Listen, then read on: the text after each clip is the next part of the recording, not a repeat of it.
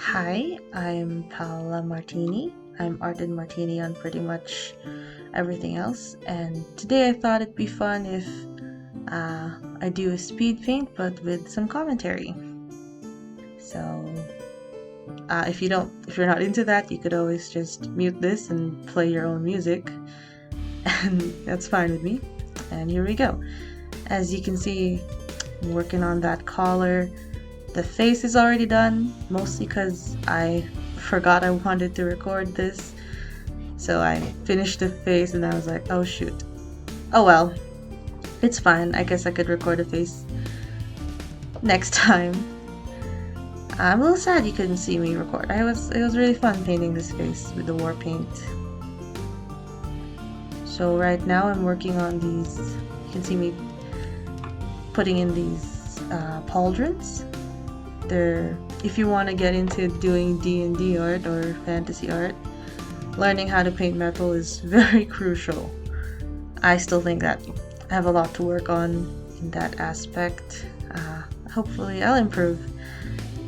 And so here's me. Yeah, there's the pauldrons. I decided to add the gold stuff later and just focus on getting that shading and lighting to look good. And here's the belt. Leather is also another texture that's really good to learn if you want to get into doing fantasy art. I'm a bit better at leather, I think. It looks like a mess right now, but it'll get better. Yes, got a little lazy there. That's okay, that's what technology's for. No shame in that. Working on these bracers. So this artwork is this character's name is Elysia. She's a Aasimar Cleric commissioned by Catherine Duncan, or Evil Bunny Lord 13 on Instagram. She has commissioned me a couple of times before, and this is just another one, and I'm very grateful. Thank you very much for commissioning me again. I have her permission to record this, so it's perfectly fine. Here's the cape. I was dreading making this cape. I thought it would suck, but when I put down the shading, it just turned out way better than I thought it was gonna be. I thought I was gonna have a hard time, but what do you know? It was actually really fun, and I think it's one of my favorite parts of this piece. Just cleaning some stuff up. Here we have. Yes, I think that those folds. I'm very proud of that cape. I think it looks great. Now the sash in front though gave me a bit of a hard time because I didn't like how it looked. I thought it looked awkward or weird. The folds didn't feel right, or the shading just didn't look right. So it took me a couple of passes at that. Here's me figuring it out. So there's a lot of parts to this piece, which is probably why I wanted to record it and do some commentary, because it's a doozy. So here we have doing the scale mail. Now, scale armor, I've done it before, but it wasn't very good. And here's me trying it again. So I roughed out the general shapes here for her armor.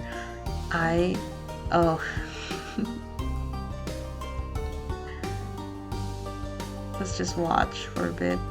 I added some lighting because I wanted it to feel natural or something like that. I didn't like it. I hated it. I thought it was too flat, no shape. It didn't feel like the scales were on top of each other, so I tried again. I looked up a better reference of what I wanted, and so yeah, sketched it a whole new one because I didn't like it. Whenever I do these speed paints, I get nervous about showing parts that I like, all the redos and stuff, because but then I feel like it's really interesting when you see artists, goes at something a second time. We all have like our first pass at things we don't like, and I think this one turned out much better. There's more leather now on her, which I think is I think it's good. This way it ties together with her belt and the boots. And this particular character has a butterfly theme, so I thought adding some butterfly motifs on her armor would be fun. Here's me adding some ornaments. Yes, working at it. I'm just putting that in there, adding details. Gold is very fun for me. I don't know why it feels so different from painting silver stuff, but I don't know. Yeah, just doing some cleanups. Oh, I felt that it was too long, so I shortened it a bit and added some more scales using the power of digital art in Photoshop. Yeah. And I had to figure out how the scale would work with the belt. And I put a copy of the belt next to the boots so that I can use it as like a coloring palette and guide for these shoes. Some fur. One of my recent artworks has a lot of fur. Looks much better than that, but I didn't get to record that one. Oh well. But fur is definitely fun.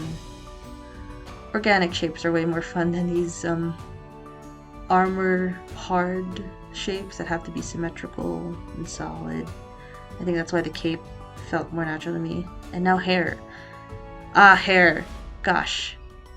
I love rendering hair. It's a lot of fun.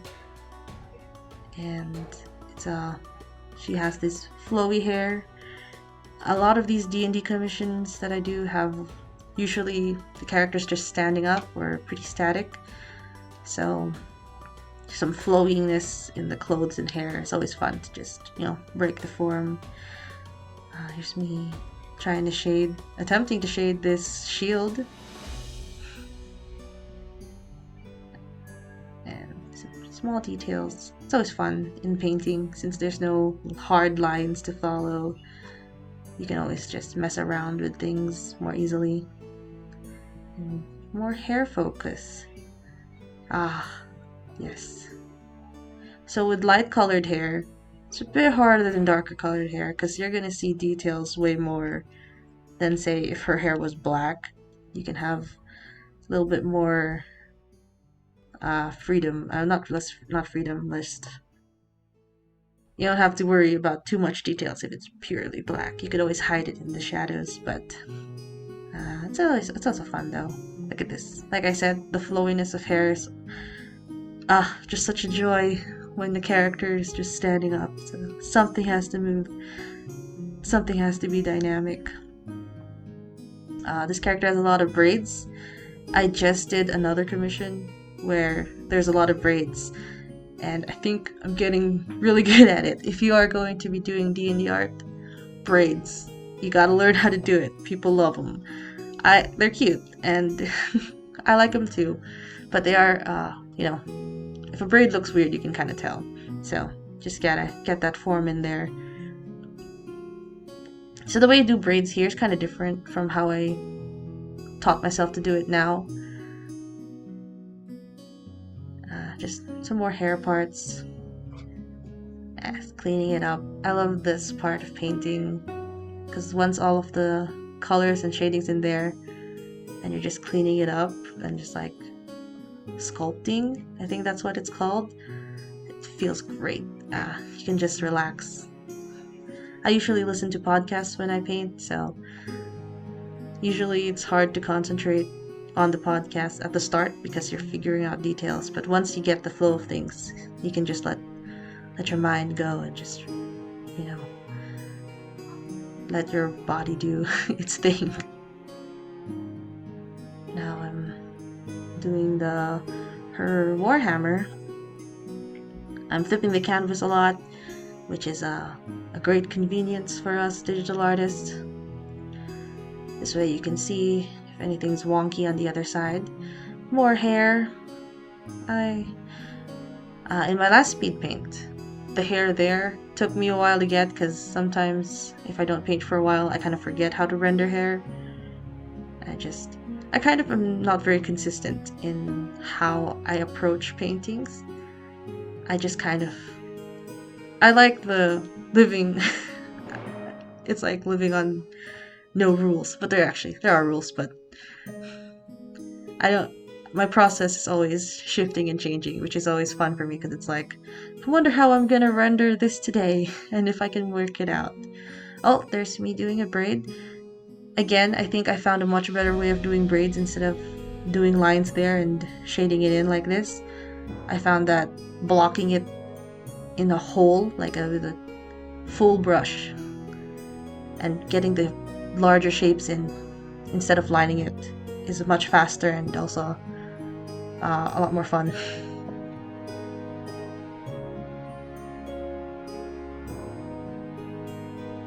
I think it's probably not just me. I think a lot of artists love this stage where you have all the colors in already and you're just letting your instincts go first, because after you've been drawing a while, you just kind of know where things go.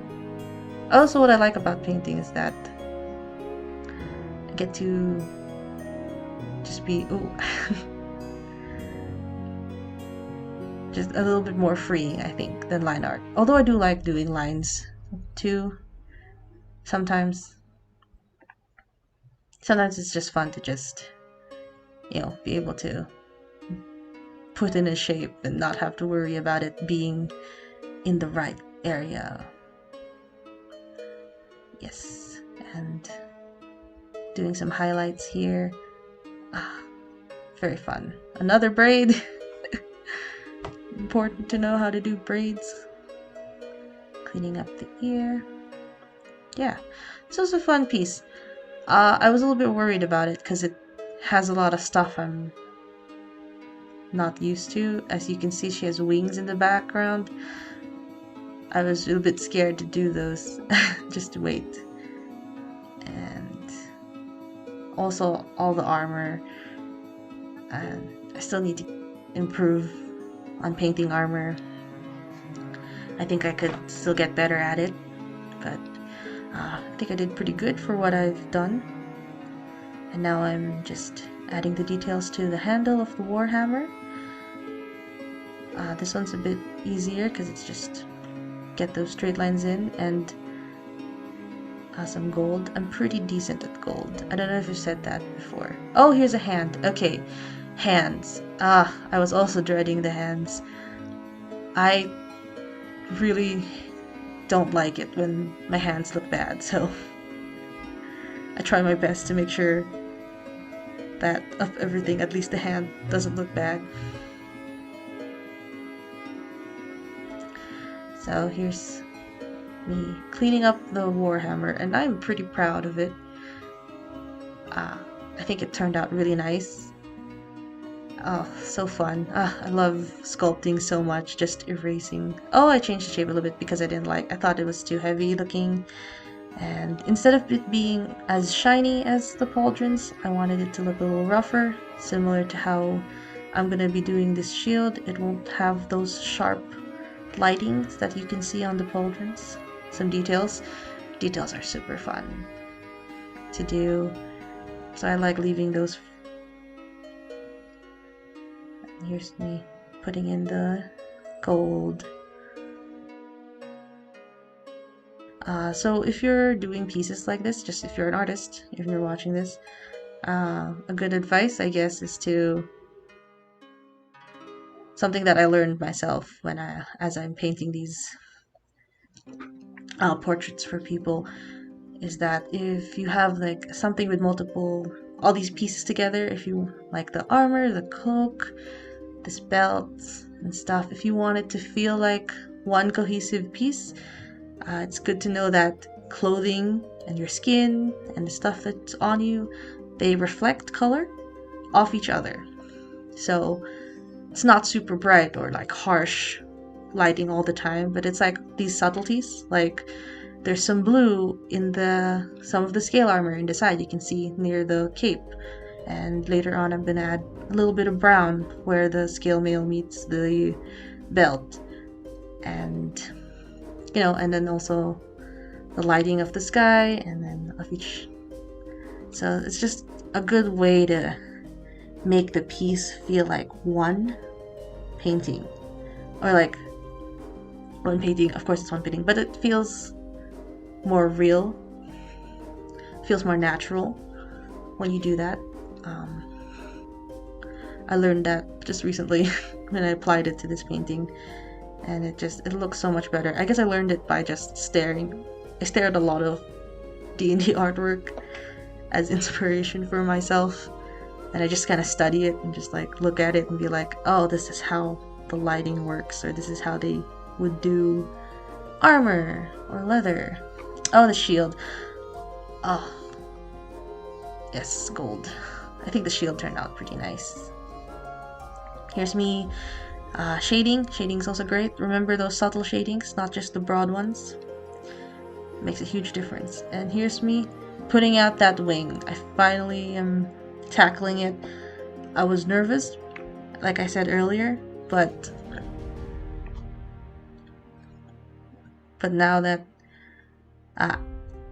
in retrospect, it's one of my favorite parts when I was doing it. I thought it was gonna be so hard, and I was really worried I wouldn't get it to look right. But then I did it, and it just felt so good. I had so much fun. It was so much easier. The hardest parts, like the pauldron and the scale wheel, were much harder than the wings. Also, if you notice, it's a symmetrical wing, so all I really have to do is to work on the one side.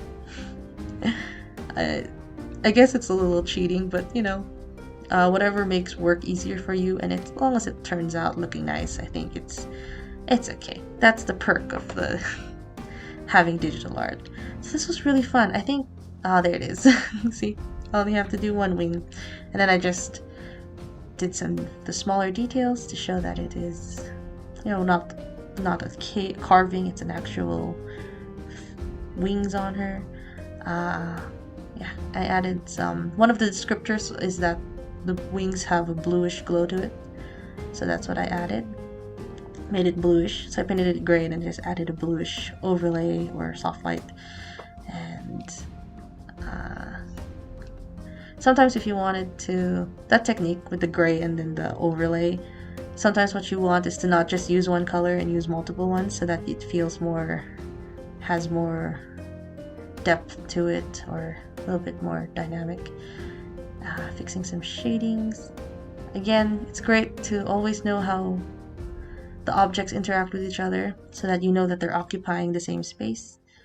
Added some lovely fades there just to make it feel really cool and dreamlike.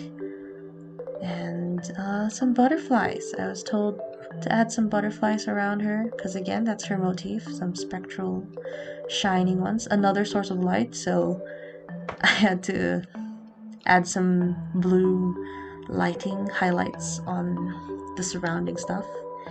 And here is the finished piece. It was really fun working on it, and I was a bit worried. I thought it was gonna be a little bit harder, and definitely some parts were hard, but I'm glad that it turned out pretty good. And there you go. Thanks for watching, and I hope this was entertaining for you. This was really interesting, and then maybe if you guys like it, I'll do more commentary. I'll try to get better at it too. Thanks. Bye.